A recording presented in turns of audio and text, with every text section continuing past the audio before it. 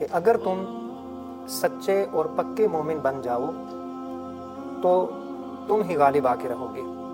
اللہ کو فریگمنٹڈ اسلام پسند نہیں ہے، جو ایسا اسلام کہ جس کا کچھ پورشن ہم اڈاپٹ کر لیں، جو ہماری مرضی کے مطابق ہو، جس میں ہمارا بینیفٹ ہو، جس میں ہمارا مفاد ہو، لیکن وہ اسلام کی تعلیمات جو ہمارے مفاد کے خلاف ہیں یا جن سے ہمارے مزے چھوٹ رہے ہوں، جن سے ہماری لذتیں چھوٹ رہی ہوں، جن سے ہمارے بینیفٹ جڑے ہوئے ہوں، تو ان کو جب ہم اڈاپٹ نہیں کریں گے تب تک ہم اسلام میں پورے کے پورے داخل نہیں ہو سکتے۔ مطلب یہ کیسے ممکن ہے کہ ایک شخص تھوڑی دیر کے لیے ان کی مجلس میں آ کے بیٹھتا ہے، وہ کوئی لمبی چوڑی تقریر نہیں کرتے، وہ ایک جملہ، دو جملے، دو نصیحتیں، ایک بول بولتے ہیں اور اس کی زندگی کی پوری بساط کو الٹ کے رکھ دیتے ہیں۔ وہ ان کے پاس آنے سے پہلے اور طرح کی زندگی گزار رہا تھا، لیکن جب وہاں سے اٹھ کے جاتا ہے تو اس کی زندگی تبدیل ہو چکی ہوتی ہے کہ اللہ ان کی زبان کے اندر تاثیر رکھ دیتے ہیں۔ لوگوں کی دوائی وہ اثر نہیں کرتی، ڈاکٹر کی میڈیسن وہ اثر نہیں کرتی، جو اثر ان کی باتوں کے اندر آ جاتا ہے۔ وہ علامہ اقبال نے فرمایا تھا نا، نگاہ مرد مومن سے بدل جاتی ہیں تقدیریں۔ اس کا کیا مطلب ہے؟ اس کا یہ مطلب نہیں ہوتا جو ہم سمجھ رہے ہوتے ہیں کہ اچھا وہ نگاہ کرتا ہے تو اس سے تقدیر بدل جاتی ہے۔ اس کا مطلب یہ ہوتا ہے کہ اس کی مجلس میں بیٹھنے سے، چند لمحے کی صحبت جو میسر آتی ہے، اس گفتگو سے، اس ماحول کی برکت کی وجہ سے اللہ تبارک و تعالیٰ دل کی دنیا کو بدل دیتا ہے۔ اور ایک جگہ فرماتے ہیں، اقبال ہی فرماتے ہیں، سبب کچھ اور ہے تو جس کو خود سمجھتا ہے، زوال بندہ مومن کا بے زری سے نہیں۔ ہم نے یہ کانسیپٹ بٹھایا ہوا ہے کہ زوال اس کو کہتے ہیں کہ معاشی زوال آ جائے، یعنی وہ بندہ زوال پذیر ہے یا وہ قوم زوال یافتہ ہے کہ جس کی اکانومی ٹھیک نہ ہو، یعنی وہ اپنا تعلق اللہ کے ساتھ مضبوط کر لیتا ہے تو پھر اس کا ایمان کامل ہونا شروع ہو جاتا ہے، اور جب ایمان کامل ہو جاتا ہے تو پھر وہ بندہ چاہے کسی کو تبلیغ کرے یا نہ کرے، اس کی باتوں کے اندر اللہ اثر ڈال دیتا ہے۔ 1.5 ارب کے قریب مسلمانوں کی آبادی ہے، لیکن وہ سارے بے عمل ہوں، ایمان نہ ہو، نماز کی فکر نہ ہو، زکوٰۃ نہ دیں، رشوت لیں، حرام مال کھائیں، حلال حرام کی تمیز نہ کریں، بددیانتی کریں، خیانت کریں، اور اپنے ملک اور قوم کے ساتھ غداری کریں، دشمنوں کے ساتھ مل جائیں، تو ایسے مسلمانوں کے ایمان کا امت مسلمہ کو فائدے کی بجائے نقصان ہے۔ لیکن اگر تھوڑے ہوں لیکن ان کا اخلاق اور ایمان ایسا ہو کہ لوگ ان کی مثالیں دینے لگ جائیں، لوگ ان کو اگزامپل کے طور پہ کوٹ کریں، ان کا model of behaviour reference point بن جائے، تو ایسے تھوڑے بھی بہت بڑی تبدیلی لے کے آ سکتے ہیں۔ ہمارے سامنے اللہ کی حدود کی، اللہ کے رسول کے قانون کی، قرآن مجید کی آیات کی توہین ہو رہی ہو، مذاق اڑایا جا رہا ہو، اور وہاں ہم خاموش رہیں اور ہمارے دل کے اندر کوئی غیرت ایمانی نہ جاگے، تو اس کا مطلب ہے ہمارا ایمان کمزور ہو چکا ہے۔ اسلام قبول کر لینے کے بعد سب سے اہم عبادت نماز ہے۔ لوگ نماز چھوڑ رہے ہوتے ہیں، ہمارے آس پاس بے نمازی پھر رہے ہیں، لیکن ہمیں وہ کوئی برائی نہیں لگتی، ہم نہیں اپنی ذمہ داری نہیں پوری کر رہے۔ ہمیں بہترین امت کیوں کہا گیا تھا؟ اس لیے کہ تأمرون بالمعروف وتنہون عن المنکر، کہ تم نیکی کا حکم دیتے ہو اور برائی سے روکتے ہو، اس لیے تم بہترین امت ہو۔ تو اگر ہم یہ کام چھوڑ دیں، وہ کنڈیشن ہمارے اندر موجود نہ رہے، تو پھر وہ ہمارا ٹائٹل بھی ہم سے چھن جائے گا۔ تو ہم یہ تو کہتے ہیں کہ نبی اکرم صلی اللہ علیہ وسلم اپنی امت کے لیے دعا کیا کرتے تھے، ہم تو لوگوں کی اصلاح کے لیے دعا نہیں کرتے، ہم تو لوگوں کے لیے پریشان نہیں ہوتے۔ حالانکہ ہمارے اسلاف کا طرز عمل یہ تھا کہ تکلیف کسی اور کو پہنچتی تھی، پریشان وہ خود ہوا کرتے تھے۔ تو دلوں کو جوڑنے کا کام، دلوں میں الفت پیدا کرنا، دلوں میں محبت پیدا کرنا، یہ اللہ کی توفیق اور اس کی طرف سے ہدایت سے ہوتا ہے۔ ہمارا کام دعا کرنا ہے، نصیحت کرنی ہے اور اس کے ساتھ دعا کرنی ہے۔ تو Islam is not a theoretical religion, it's entirely practical religion. یہ صرف باتیں اور قصے کہانیوں کا مذہب نہیں ہے کہ ہم ڈسکشنز کرتے رہیں، وہ والا دین نہیں ہے، یہ تو ایک پریکٹیکل ریلیجن ہے۔ اور ویلیوز پہ میں بار بار اس بات پہ زور دیتا ہوں کہ مسلمانوں کا عروج ویلیوز کی وجہ سے تھا، ویلیوز کی وجہ سے تھا۔ وہ رشوت نہیں لیتے تھے بڑے سے بڑے فائدے کے لیے، حرام نہیں کھاتے تھے، بددیانتی نہیں کرتے تھے، خیانت نہیں کرتے تھے، جھوٹ نہیں بولتے تھے، فریب نہیں دیتے تھے، دھوکہ دہی نہیں کرتے تھے، غیبت سے بچتے تھے، چغلی سے بچتے تھے، تجسس نہیں کرتے تھے، ٹو نہیں لگاتے تھے۔ یہ اگر چیزیں ہم اپنی زندگی سے نکال دیں اور جتنا ٹائم بچے گا وہ سارے کا سارا ٹائم پروڈکٹیو کاموں میں لگانا شروع کر دیں، آپ دیکھیں گے آپ خود بھی پرسنل فلفلمنٹ فیل ہونا شروع ہو جائے گی، اور نہ صرف خود بلکہ یہ نور پھر دوسرے لوگوں تک بھی پھیلنا شروع ہو جائے گا۔ یہ کام تھوڑا سا مشکل ہے، اس کو سٹارٹ کرنا مشکل ہے۔ بس یہ ایک سجدہ جسے تو گراں سمجھتا ہے، 1000 سجدے سے دیتا ہے آدمی کو نجات۔ ہم صبح بیٹھتے ہیں شکوے کرنے، صبح اٹھتے ہیں تو موڈ آف ہوتا ہے سب کا۔ یہ ہماری مینٹیلٹی عجیب ہے۔ اور بھئی اللہ نے تاریکی کے بعد ہمیں روشنی دی ہے، موت کے بعد زندگی دی ہے، ایک نئی صبح دی ہے، ہمیں تو خوش ہو کے اٹھنا چاہیے، لیکن ہم نہیں ایسے اٹھتے۔ ہم تو کتنی دیر سوچتے رہتے ہیں بیڈ پہ کہ اچھا اٹھنا چاہیے یا نہیں اٹھنا چاہیے، اور پھر لیٹ اٹھتے ہیں، پھر آگے سارے معاملات ہمارے ڈسٹرب رہتے ہیں۔ ابھی ریسنٹلی جو ڈیولپمنٹ افغانستان میں ہوئی ہے، کس بنیاد پہ ہوئی ہے؟ انہوں نے اپنے ایمان اور اخلاق پہ کمپرومائز نہیں کیا۔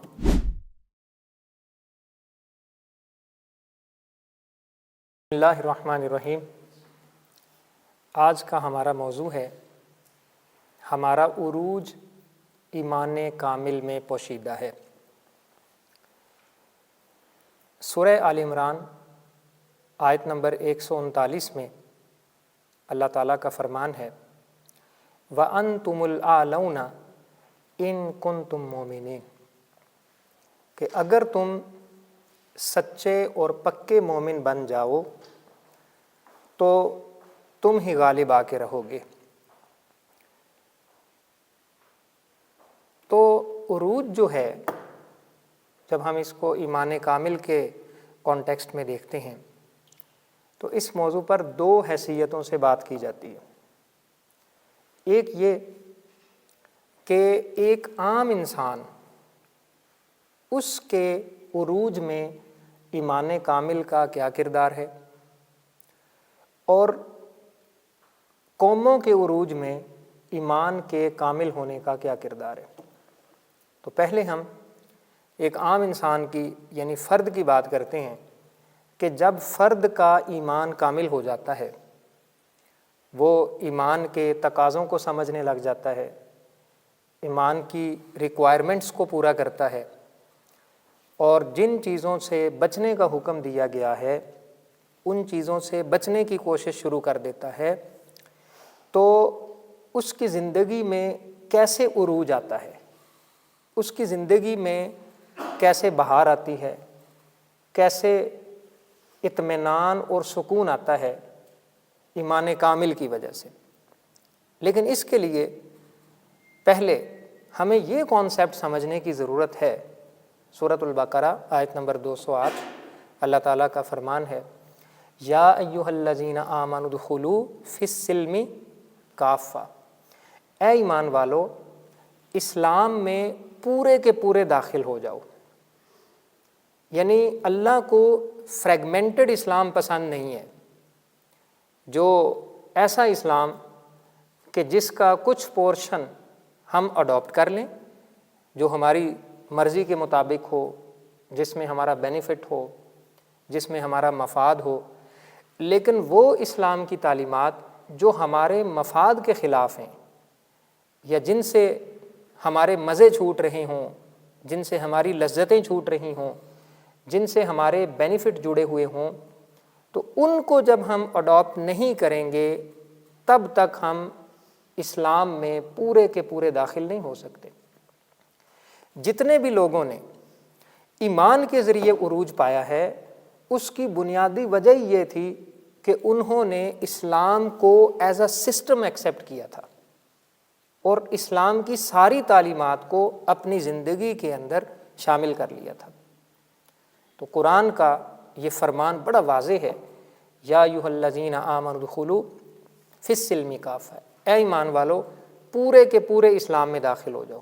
یہی ایمان کامل ہے کہ جب انسان ہر جگہ، ہر موقع پہ، ہر سچویشن میں، ہر طرح کے سرکمسٹانسز میں یہ دیکھنے لگ جاتا ہے کہ اس مسئلے میں میرا خدا اور رسول میری کیا رہنمائی کرتے ہیں، اللہ اور اس کے رسول کا کیا حکم ہے، قرآن کیا کہتا ہے، حدیث میں کیا آیا ہے، آپ صلی اللہ علیہ وسلم کی سیرت کیا کہتی ہے، اس کام کو کرنے سے اللہ ناراض ہوگا یا راضی ہوگا، یہ کام شریعت میں حرام ہے یا حلال ہے، یہ اللہ کو پسند ہے یا ناپسند ہے، یہ دین کی روح سے میرے لیے کرنا غلط ہے یا کہ صحیح ہے، اور اس سے میں اللہ تعالیٰ سے قریب ہوں گا یا دور ہوں گا۔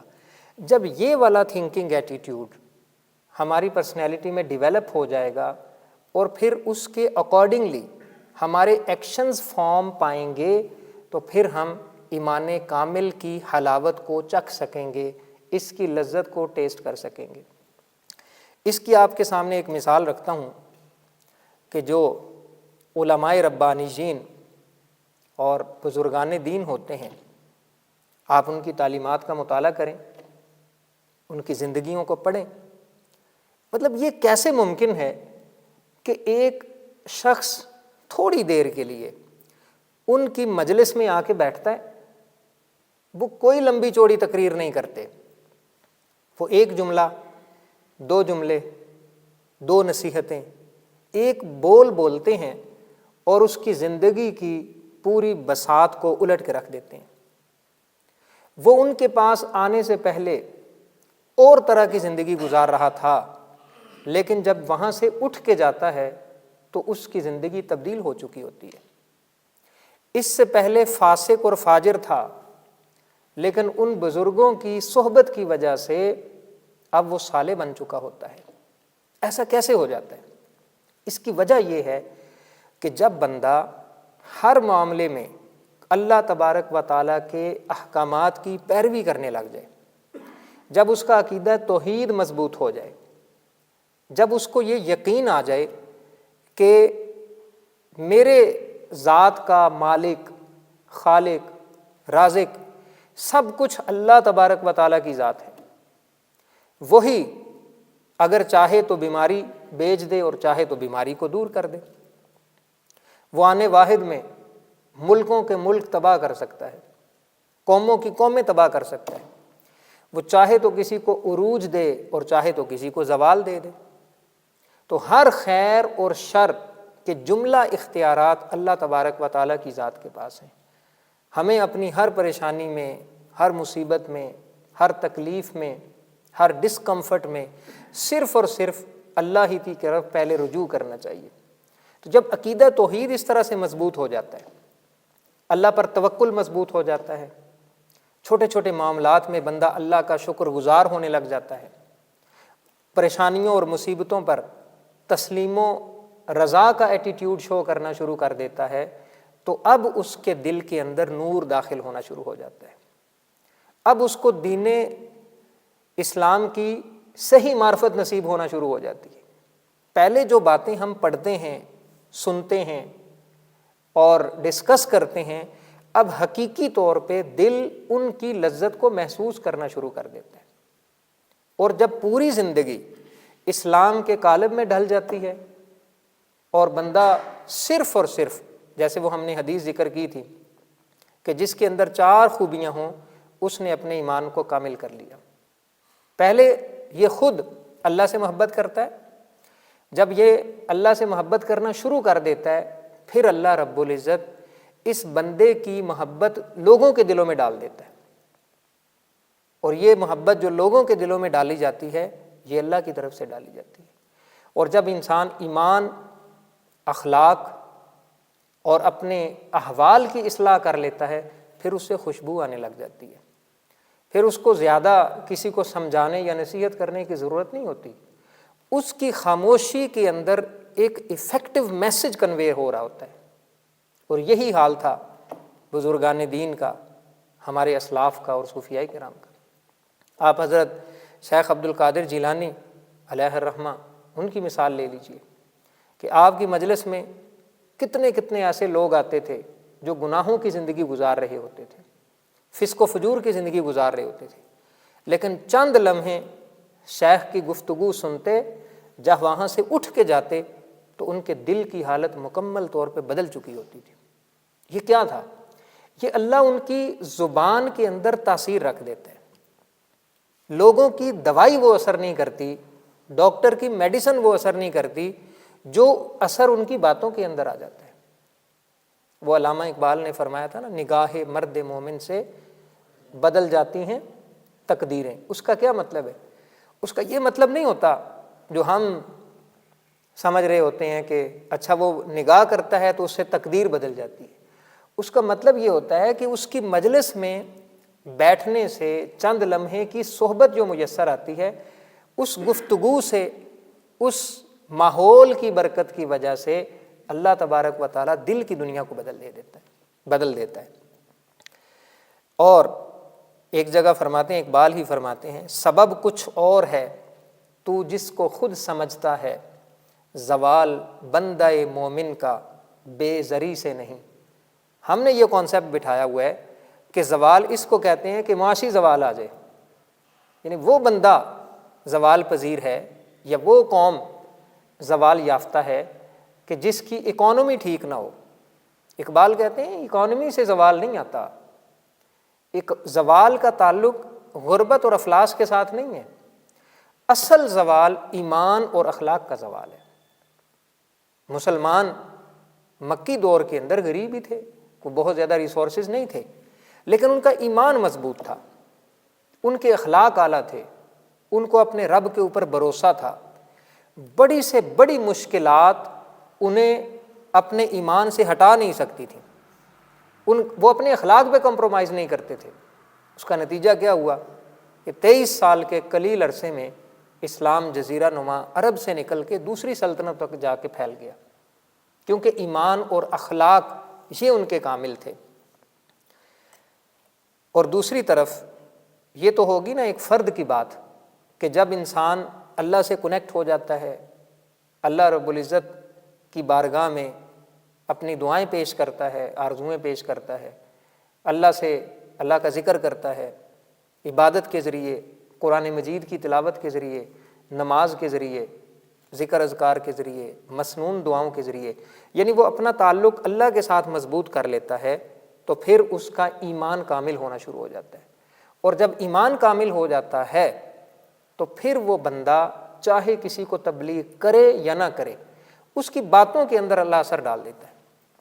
اب بڑی بڑی جماعتیں دیکھ لیں جو اخلاص کی بنیاد پہ قائم ہوئیں، ان کے جو فاؤنڈرز تھے، جو ان کے بانی تھے، وہ کوئی بہت زیادہ اچھے موٹیویشنل سپیکرز نہیں ہیں، لیکن ان کے پاس اخلاص ہے۔ اس اخلاص کی وجہ سے اللہ نے ان کی باتوں کے اندر تاثیر رکھ دی، اور مخلوق خدا ان کی وجہ سے فیض پا رہی ہے۔ اب جب اس طرح کے لوگ مکی دور میں دیکھیں، جو سیرت کا پہلا فیز ہے، تو اس میں بھی مسلمانوں کی تعداد کچھ زیادہ نہیں تھی، لیکن وہ جو چند مسلمان تھے، چند سو یا چند ہزار، ان کے ایمان اور اخلاق کا لیول اتنا بلند تھا کہ انہوں نے پورے ماحول کو آگے جا کے تبدیل کر کے رکھ دیا۔ تو آج ہمیں ایسے مسلمانوں کی ضرورت ہے۔ اگر کروڑوں مسلمان ہوں، جیسا کہ ہیں، 1.5 ارب کے قریب مسلمانوں کی آبادی ہے، لیکن وہ سارے بے عمل ہوں، ایمان نہ ہو، نماز کی فکر نہ ہو، زکوٰۃ نہ دیں، رشوت لیں، حرام مال کھائیں، حلال حرام کی تمیز نہ کریں، بددیانتی کریں، خیانت کریں، اور اپنے ملک اور قوم کے ساتھ غداری کریں، دشمنوں کے ساتھ مل جائیں، تو ایسے مسلمانوں کے ایمان کا امت مسلمہ کو فائدے کی بجائے نقصان ہے، اور ایسی کثرت کا، ایسا زیادہ ہونے کا بھی کوئی فائدہ نہیں ہے، بلکہ الٹا نقصان ہے۔ لیکن اگر تھوڑے ہوں لیکن ان کا اخلاق اور ایمان ایسا ہو کہ لوگ ان کی مثالیں دینے لگ جائیں، لوگ ان کو اگزامپل کے طور پہ کوٹ کریں، ان کا model of behaviour reference point بن جائے، تو ایسے تھوڑے بھی بہت بڑی تبدیلی لے کے آ سکتے ہیں۔ تو ایمان کامل جب یہ اپنے کمال کو پہنچ جاتا ہے ایمان، تو اس وقت پھر انسان کی جو پرسنالٹی ہے اس سے دوسروں کو بھی فیض ملنا شروع ہو جاتا ہے۔ اور اگر چند لوگ یہ کام شروع کریں، اپنے ایمان کو درست کر لیں، اپنے اندر ویلیوز ڈیولپ کریں، اور اپنے پرسنالٹی سے جو نیگیٹو ٹریٹس ہیں، نیگیٹو کریکٹرسٹکس ہیں، ان کو نکالنے کی کوشش کریں، اور پھر یہ سلسلہ آگے بڑھے۔ آپ دیکھیں کہ اللہ تعالیٰ نے امت مسلمہ کی جو فضیلت بیان کی ہے اس کی کیا وجہ ہے۔ فرمایا کنتم خیر امت اخرجت للناس تأمرون بالمعروف وتنہون عن المنکر، کہ تمہیں امت خیر، بہترین امت کہا گیا ہے۔ وجہ کیا ہے کہ تأمرون بالمعروف، اس لیے کہا گیا ہے کہ تم نیکی کا حکم دیتے ہو، وتنہون عن المنکر، اور برائی سے روکتے ہو۔ یعنی امت کی فضیلت کی جو وجہ ہے وہ لوگوں کو نیکی کا حکم دینا ہے اور برائی سے روکنا ہے۔ تو اگر ہم لوگوں کو نیکی کا حکم نہ دیں، ہمارے سامنے گناہ ہو رہا ہو، ہمارے سامنے منکرات ہو رہی ہوں، ہمارے سامنے اللہ کی حدود کی، اللہ کے رسول کے قانون کی، قرآن مجید کی آیات کی توہین ہو رہی ہو، مذاق اڑایا جا رہا ہو، اور وہاں ہم خاموش رہیں اور ہمارے دل کے اندر کوئی غیرت ایمانی نہ جاگے، تو اس کا مطلب ہے ہمارا ایمان کمزور ہو چکا ہے۔ نبی اکرم صلی اللہ علیہ وسلم کا فرمان ہے، من رأى منکم منکرا فلیغیرہ بیدہ، تم میں سے جو شخص بھی برائی کو دیکھے وہ اس کو اپنے ہاتھ سے بدلنے کی کوشش کرے، اپنے ہاتھ سے بدل دے، پاور سے بدل دے۔ فَإِن لَّمْ يَسْتَطِعْ فَبِلِسَانِهِ، اگر ہاتھ سے برائی کو نہیں روک سکتا تو اپنی زبان سے اس کو روکے۔ فَإِن لَّمْ يَسْتَطِعْ فَبِقَلْبِهِ، اگر زبان سے روکنے کی بھی طاقت نہیں ہے تو پھر کم از کم ایمان کا درجہ یہ ہے کہ اس کو دل میں تو برا جانے۔ آج معاشرے کے اندر کتنی ایسی برائیاں ہیں جو ہمارے سامنے ہو رہی ہوتی ہیں اور وہ نارملائز ہو چکی ہیں، ہمیں وہ برائی نہیں لگتی۔ اسلام قبول کر لینے کے بعد سب سے اہم عبادت نماز ہے۔ لوگ نماز چھوڑ رہے ہوتے ہیں، ہمارے آس پاس بے نمازی پھر رہے ہیں، لیکن ہمیں وہ کوئی برائی نہیں لگتی۔ ہم نہیں اپنی ذمہ داری نہیں پوری کر رہے۔ ہمیں بہترین امت کیوں کہا گیا تھا؟ اس لیے کہ تأمرون بالمعروف وتنہون عن المنکر، کہ تم نیکی کا حکم دیتے ہو اور برائی سے روکتے ہو، اس لیے تم بہترین امت ہو۔ تو اگر ہم یہ کام چھوڑ دیں، وہ کنڈیشن ہمارے اندر موجود نہ رہے، تو پھر وہ ہمارا ٹائٹل بھی ہم سے چھن جائے گا۔ تو جہاں ہم نے خود کو تبدیل کرنے کی کوشش کرنی ہے، جہاں اپنے ایمان کو اسٹرینتھن کرنا ہے، جہاں اپنے اخلاق کو اچھا کرنا ہے، جہاں خود برائیوں سے بچنا ہے، جہاں خود گناہوں سے بچنا ہے، جہاں بری چیزوں سے خود کو بچانے کی کوشش کرنی ہے، اس کے ساتھ ساتھ اس معاشرے کو درست کرنے کی بھی ہماری ذمہ داری ہے۔ یہ صرف یہ کام نہیں ہے، حق نے کی ہیں دوہری خدمتیں تیرے سپرد، خود تڑپنا ہی نہیں اوروں کو تڑپانا بھی ہے، خود سراپا نور بن جانے سے کب چلتا ہے کام، تم کو اس ظلمت کدے میں نور پھیلانا بھی ہے۔ ہم نے صرف اپنی اصلاح نہیں کرنی، حدیث میں آتا ہے کلکم راعٍ وکلکم مسئول عن رعیتہ، تو ہر بندہ جو اس کا سرکل بنتا ہے، اگر آپ اسٹوڈنٹس ہیں تو آپ کے کلاس میٹس، آپ کے روم میٹس، آپ کے ساتھ کھیلنے والے لوگ، آپ کے ساتھ اسٹڈی کرنے والے لوگ، آپ کے ساتھ گپ شپ لگانے والے لوگ، آپ کے ساتھ آؤٹنگ کرنے والے لوگ، یہ آپ کا سرکل ہے۔ آپ کے چھوٹے بہن بھائی، یہ آپ کا سرکل ہے۔ تو آپ کی ذمہ داری ہے احسن طریقے سے، نرمی سے، ریپیٹیشن سے بار بار ان کو نصیحت کرتے رہیں، ان کے لیے دعا کرتے رہیں۔ تو ہم یہ تو کہتے ہیں کہ نبی اکرم صلی اللہ علیہ وسلم اپنی امت کے لیے دعا کیا کرتے تھے، ہم تو لوگوں کی اصلاح کے لیے دعا نہیں کرتے، ہم تو لوگوں کے لیے پریشان نہیں ہوتے۔ حالانکہ ہمارے اسلاف کا طرز عمل یہ تھا کہ تکلیف کسی اور کو پہنچتی تھی، پریشان وہ خود ہوا کرتے تھے۔ حضرت نظام الدین اولیاء رحمۃ اللہ تعالی علیہ، ان کے بارے میں آتا ہے کہ وہ خانقاہ میں جب لوگوں کا رش بڑھتا، لوگ زیادہ ہو جاتے، ہجوم زیادہ ہو جاتا، جگہ نہ ہوتی، تو کچھ لوگ پیچھے دھوپ میں جا کے بیٹھ جاتے، جگہ نہ ہونے کی وجہ سے انہیں دھوپ میں بیٹھنا پڑتا۔ تو ان دھوپ میں وہ بیٹھے ہوئے ہیں، لیکن آپ فرماتے ہیں کہ لوگوں قریب قریب ہو کے بیٹھ جاؤ، دھوپ میں وہ بیٹھے ہیں لیکن دل میرا جل رہا ہے۔ تو ایسا کوئی درد پیدا کرنے کی ضرورت ہے ہمیں اپنے دوستوں کا، برائی وہ کریں تکلیف ہمیں ہو، وہ تکلیف میں مبتلا ہوں پریشان ہم ان کے لیے کانشیس ہوں۔ تو جس طرح دنیاوی کاموں میں ہم ان کے لیے کانشیس ہوتے ہیں، ہمیں نماز، قرآن اور باقی ایمان اور اخلاق میں اس سے زیادہ کانشیس ہونے کی ضرورت ہے، لیکن ہم اس کو لائٹ لیتے ہیں۔ یہ لائٹ لینے والی چیزیں نہیں ہیں۔ ہم نے پچھلے لیکچر میں بات کی تھی کہ صحابہ کرام ایک دوسرے سے جب ملتے تھے تو ایمان کا تذکرہ کیا کرتے تھے، وہ ایمان تازہ کیا کرتے تھے، ایک دوسرے کو سورۃ العصر سنایا کرتے تھے تاکہ یاد دہانی ہو جائے۔ فذکر ان نفعت الذکریٰ وذکر فإن الذکریٰ تنفع المؤمنین۔ ہم ایک دفعہ کہتے ہیں، اس کے بعد ہم چھوڑ دیتے ہیں، ہم کہتے ہیں اس نے نہیں صحیح ہونا، میں نے اپنی ذمہ داری پوری کر دی۔ نہیں، قرآن کہتا ہے وذکر، نصیحت کرتے رہو، فإن الذکریٰ تنفع المؤمنین، یہ نصیحت کرنا مومنوں کو فائدہ دیتا ہے۔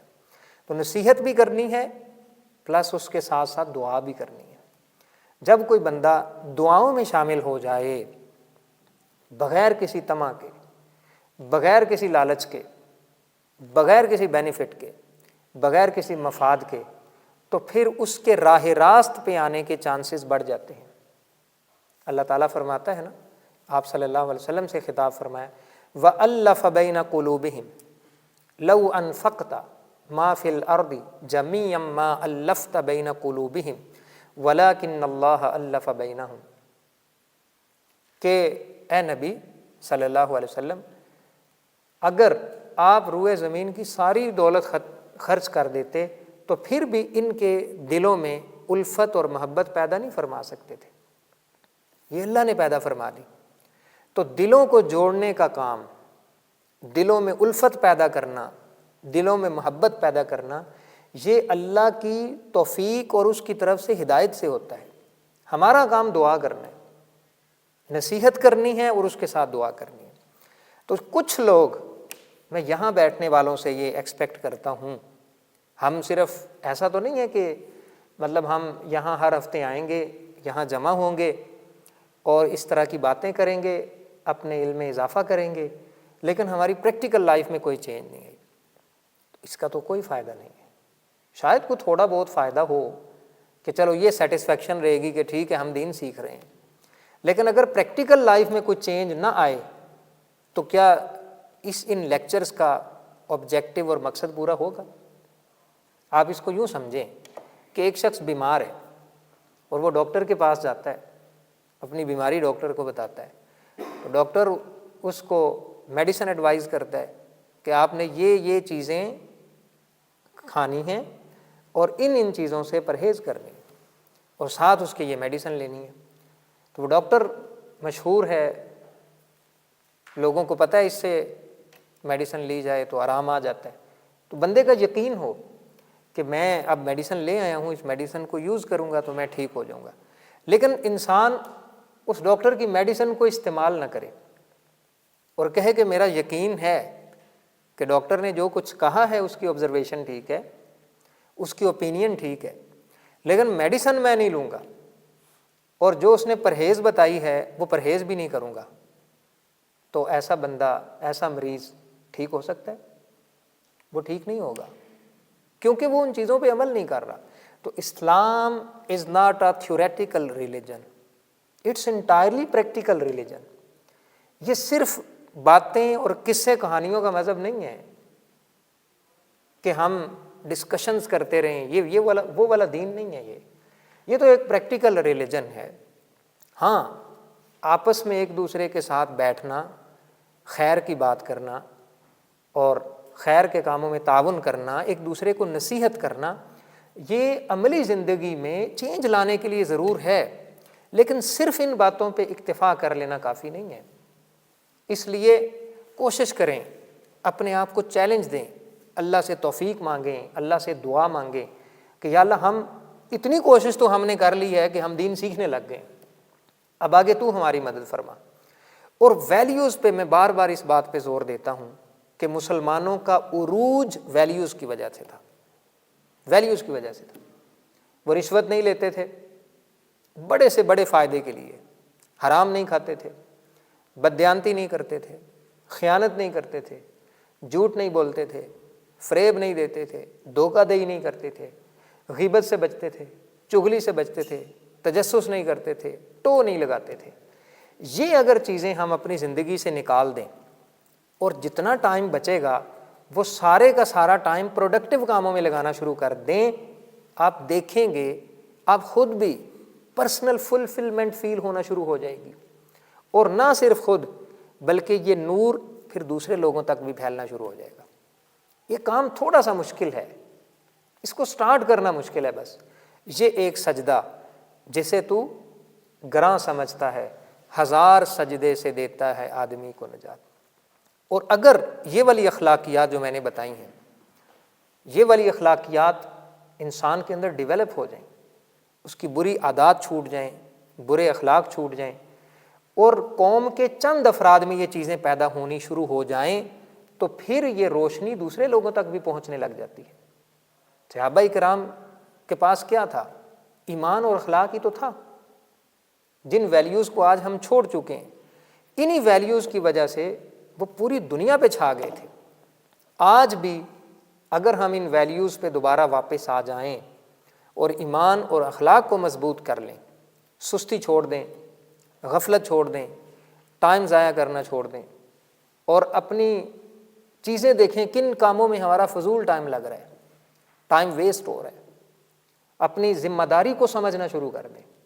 جو آپ کے اوپر ٹاسکس آپ کو اسائن کیے گئے ہیں، ایجوکیشنل ہوں، ریلیجیس ہوں، مورل ہوں، سوشل ہوں، ان ٹاسکس کو، ان رسپانسبلٹیز کو پورے ذمہ داری کے ساتھ نبھانا شروع کر دیں، تو پھر کچھ ہی عرصہ ہوگا کہ آپ خود فیل کریں گے انشاءاللہ کہ آپ کی زندگی میں بھی ایک پازیٹیو چینج آئی ہے، اور پھر لوگ بھی آپ سے امپریس ہونا شروع ہو گئے۔ آج لوگ کہتے ہیں نا، اسٹوڈنٹس خاص طور پہ بات کرتے ہیں، مجھ سے بہت سارے اسٹوڈنٹس یہ پوچھتے ہیں کہ پرسنالٹی ڈیولپمنٹ کیسے کی جائے۔ تو وہ جب پرسنالٹی کی بات کر رہے ہوتے ہیں تو وہ چند چیزوں کی بات کر رہے ہوتے ہیں کہ ہماری کمیونیکیشن سکل اچھی ہو جائے، پریزنٹیشن سکل اچھی ہو جائے، ہمارا پوسچر سیدھا ہو جائے، کھڑے ہونے کا سٹائل ٹھیک ہو جائے، چلنے کا سٹائل ٹھیک ہو جائے، اور ہم دوسروں کو امپریس کر سکیں۔ تو یہ چیزیں تو اپیئرنس سے تعلق رکھتی ہیں، ان چیزوں سے انسان کی ویلیو کا پتہ نہیں چلتا۔ انسان کی ویلیو کا جو پتہ چلتا ہے وہ اس کے ایمان اور اخلاق سے پتہ چلتا ہے، وہ اس سے پتہ چلتا ہے کہ وہ سچا کتنا ہے، وہ وعدے کا کتنا پابند ہے، وہ جب کوئی پریشانی آتی ہے تو حال دہائی تو نہیں ڈال دیتا، چیخنا چلانا لوگ شروع کر دیتے ہیں، پیشنس ہی نہیں ہے۔ مجھے حضرت فتح موصلی رحمۃ اللہ تعالی علیہ، ان کی بیوی کا ایک واقعہ یاد آتا ہے کہ ان کی بیوی کو ٹھوکر لگی اور پاؤں کا ناخن ٹوٹ گیا۔ آپ تھوڑا امیجن کریں کہ اگر ہم میں سے کسی کے پاؤں کا ناخن ٹوٹ جائے تو اس اذیت کے عالم میں ہم تو آسمان سر پہ اٹھا لیتے ہیں، اٹھاتے ہیں یا نہیں؟ اٹھا لیتے ہیں۔ لیکن ان کا کمال دیکھیں، یہ ہے تربیت، یہ ہے روحانیت، یہ ہے اللہ سے تعلق۔ وہ ہنسنے لگ گئیں، ان کو تکلیف ہوئی تو اس پہ انہوں نے کیا کیا؟ ہنسنے لگ گئیں۔ تو ان کی جو دوستیں تھیں، ساتھ خواتین تھیں، انہوں نے پوچھا کہ آپ کے پاؤں کا ناخن ٹوٹا ہے تو آپ اس پہ ہنس رہی ہیں، آپ کو تو تکلیف ہو رہی ہے۔ تو ان کا جواب سنیں اور ایمان کا لیول چیک کریں۔ فرماتی ہیں کہ مومن کو چھوٹی سے چھوٹی جو تکلیف پہنچتی ہے اس پہ بھی اللہ کی طرف سے اجر عطا کیا جاتا ہے۔ میں تو اس ثواب کے اوپر ہنس رہی ہوں جو اس تکلیف کے بدلے میں اللہ نے میرے نامہ اعمال میں لکھا ہے۔ یہ تھا ان کا لیول۔ اس قدر وہ اللہ کی رضا میں راضی کہ شکوہ شکایت ہی اپنی زندگی سے نکال دیا۔ ہم صبح بیٹھتے ہیں شکوے کرنے، صبح اٹھتے ہیں تو موڈ آف ہوتا ہے سب کا۔ یہ ہماری مینٹیلٹی عجیب ہے۔ اور بھئی اللہ نے تاریکی کے بعد ہمیں روشنی دی ہے، موت کے بعد زندگی دی ہے، ایک نئی صبح دی ہے، ہمیں تو خوش ہو کے اٹھنا چاہیے، لیکن ہم نہیں ایسے اٹھتے۔ ہم تو کتنی دیر سوچتے رہتے ہیں بیڈ پہ ہی کہ اچھا اٹھنا چاہیے یا نہیں اٹھنا چاہیے، اور پھر لیٹ اٹھتے ہیں، پھر آگے سارے معاملات ہمارے ڈسٹرب رہتے ہیں۔ تو ان چیزوں کو اپنے اندر لے کے آنا ہے، ان چیزوں کو امپروو کرنا ہے۔ اور جب یہ معاشرے کے دوسرے افراد میں، یعنی فرد سے نکل کے قوم کے اندر اگر یہ ویلیوز پیدا ہونا شروع ہو جائیں تو پھر اس قوم کو ترقی سے کوئی روک نہیں سکتا۔ ایسی قومیں پھر دنیا پہ غالب آتی ہیں۔ آج ویسٹ کی ہم ترقی کی بات کرتے ہیں، ان کی ترقی سے متاثر ہوتے ہیں، تو بہت ساری ایسی ویلیوز ہیں جو وہ اپنے اندر لے کے آئے ہیں۔ اور پھر اس میں قلت اور کثرت نلّہ، کتنے ہی ایسے چھوٹے چھوٹے گروہ، چھوٹی چھوٹی جماعتیں ہیں جو تعداد میں کم ہیں، لیکن انہوں نے اپنے بڑے بڑے بڑے لشکروں کو پچھاڑ کے رکھ دیا۔ ابھی ریسنٹلی جو ڈیولپمنٹ افغانستان میں ہوئی ہے، کس بنیاد پہ ہوئی ہے؟ انہوں نے اپنے ایمان اور اخلاق پہ کمپرومائز نہیں کیا۔ سارے ملک سود کے اوپر چل رہے ہیں، انہوں نے کہا ہم سود بند کر دیں گے۔ فحاشی کو، عریانی کو، بے رہ روی کو، اس طرح کے جتنے پروگرامز تھے وہ سارے انہوں نے بند کر دیے۔ ایجوکیشنل ریفارمز لے کے آ رہے ہیں، انہوں نے کسی کی پرواہ نہیں کی۔ نتیجہ کیا نکلا؟ ان کی اکانومی بھی کمپیریٹیولی دوسرے ملکوں سے زیادہ امپروو ہو رہی ہے۔ وہاں چیزیں دوسرے ملکوں سے زیادہ سستی ہیں کمپیریٹیولی اگر دیکھا جائے۔ یعنی وہ پورے ایمان کو جب ہم اپنی زندگی میں لے آئیں گے اور ایز اے سسٹم اڈاپٹ کر لیں گے تو پھر پوری زندگی ہماری گرو کرنا شروع کر دے گی، امپروو کرنا شروع کر دے گی۔ ہمارے لیے اس میں رہنمائی یہ ہے کہ میں بار بار اپنے لیکچرز میں، کلاسز میں یہ بات کہتا ہوں کہ ڈسپلنڈ بنیں۔ آپ کے پاس زندگی کا ایک ٹائم ٹیبل ہونا چاہیے، اپنے ہر دن کا ایک ریٹن ٹائم ٹیبل آپ کے پاس ضرور ہونا چاہیے۔ اس ٹائم ٹیبل کے اکارڈنگلی اپنے فون کو مینیج کریں، اپنی اسٹڈیز کو مینیج کریں، اپنی ایکسرسائز اور واک کو مینیج کریں، اپنی گپ شپ کو، سوشل گیدرنگ کو، یہ سارے کام کریں، لیکن ایک ٹائم ٹیبل کے اکارڈنگلی ہونا چاہیے۔ جانوروں کا ٹائم ٹیبل نہیں ہوتا، وہ بس کھا پی لیا، سو گئے اور موجیں کی۔ انسانوں کا تو ٹائم ٹیبل ہوتا ہے، انسان اشرف المخلوقات ہے، اور اس ٹائم ٹیبل کو اسٹرکٹلی فالو کریں۔ کچھ مشقتیں ہیں، یہ کچھ دیر کے لیے، کچھ ٹائم کے لیے یہ مصیبت ہے، پھر یہ کام آسان ہو جائیں گے، پھر ان میں مزہ آنا شروع ہو جائے گا۔ اسی طرح اپنا وقت ضائع نہ کریں۔ یہ آج جو وقت ہم بہت سارا وقت سوشل میڈیا پہ اور دوسری ایکٹیویٹیز میں ویسٹ کر دیتے ہیں، کل ہمیں اس کی قیمت چکانی ہوگی۔ ابھی آپ ینگ ہیں، انرجیٹک ہیں، آپ کے اندر پوٹینشل ہے، ٹیلنٹ ہے، اس کو پازیٹیو کاموں میں لگائیں۔ ادروائز اگر آپ اس کو پازیٹیو کاموں میں نہیں لگائیں گے تو یہ آٹومیٹیکلی آپ کو نیگیٹو کاموں میں لگا دے گا۔ اور سب سے اہم بات یہ ہے کہ اللہ کے ساتھ اپنا تعلق مضبوط کریں، نمازوں کی حفاظت کریں، دعا کریں کثرت سے، اللہ تعالیٰ کی بارگاہ میں اپنی تمنائیں، اپنی حاجات، اپنی آرزوئیں اللہ کے حضور پیش کریں، وقت ضائع نہ کریں، اور زندگی کا کوئی مقصد سیٹ کریں۔ ہم دوسرے لوگوں سے توقعات کر رہے ہوتے ہیں کہ کوئی لیڈر آئے جو چینج کر دے، ہم خود لیڈر نہیں بنتے، ہم خود لیڈر بننے کی کوشش نہیں کرتے۔ اگر ہم یہ ویلیوز اپنے اندر ڈیولپ کر لیں تو پھر انشاءاللہ ہم بھی دنیا کو چینج کر سکتے ہیں، ہم بھی سوسائٹی میں پازیٹیو چینج لے کے آ سکتے ہیں۔ اور مایوس نہیں ہونا، ان ساری کمزوریوں، ان ساری ناکامیوں، ان ساری ویکنیسز کے باوجود علامہ اقبال جہاں مسلمانوں کی ان خامیوں کا ذکر کرتے ہیں، اور وہاں پہ جواب شکوہ میں آخر کیا کہتے ہیں؟ دیکھ کے رنگ چمن ہو نہ پریشاں مالی، کوکب غنچہ سے شاخیں ہیں چمکنے والی، خس و خاشاک سے ہوتا ہے گلستاں خالی، گل برانداز ہے خون شہداء کی لالی، رنگ گردوں کا ذرا دیکھ تو ان نابی ہے، یہ نکلتے ہوئے سورج کی افق تابی ہے۔ مایوسی نہیں، آپ کو تھاٹس آئیں گی کہ فائدہ نہیں ہو رہا، چینج تو آ نہیں رہی، پڑھے جا رہے ہیں، سنے جا رہے ہیں، نہیں، لگے رہیں۔ ایک ایک قطرہ جب کنسسٹنسی کے ساتھ پتھر پہ بھی اگر گرتا رہے تو ایک نہ ایک دن پتھر میں سوراخ ہو جاتا ہے۔ تو انشاءاللہ ہم نے کوشش کرنی ہے، یہ بار بار، یہ میں آپ کو اتنی دفعہ بتاؤں گا، یہ چیزیں اتنی دفعہ ریپیٹ ہوں گی کہ انشاءاللہ ہماری نفسیات کا ایٹ لیسٹ جز بن جائیں گی۔ اور پھر ایک وقت آئے گا، مثلاً یہ کیا ہی خوبصورت بات ہو کہ اگر کہیں پیشنس کی بات ہو تو اس اسٹوڈنٹ کا حوالہ دیا جائے کہ وہ اسٹوڈنٹ ہارڈ شپس آ جائیں، جیسی بھی ٹینشن، سٹریس، پریشانی آ جائے، اس کا ہم نے کمال پیشنس اور ٹھہراؤ دیکھا ہے اس کی طبیعت میں۔ لوگ بعض بزرگوں کو آتا ہوا دیکھ کے اپنی گھڑیوں پہ ٹائم درست کر لیا کرتے تھے۔ ہمیں یہ اگزامپل آج سیٹ کرنی ہے، ہماری ٹائم مینجمنٹ اتنی اسٹرانگ ہو کہ ہم کبھی لیٹ نہ ہو، اور جب ہم لوگ ہمیں دیکھیں تو وہ سمجھ جائیں کہ جو ٹائم دیا گیا تھا، اس بندے کا آنا اس بات کی علامت ہے کہ ٹائم پورا ہو چکا ہے۔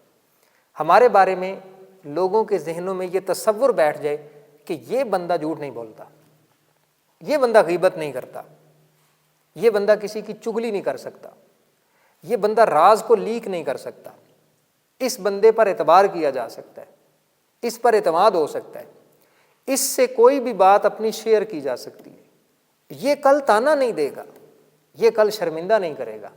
یہ والی ویلیوز ہیں جو ہمارے ایمان کو اسٹرینتھن کرتی ہیں۔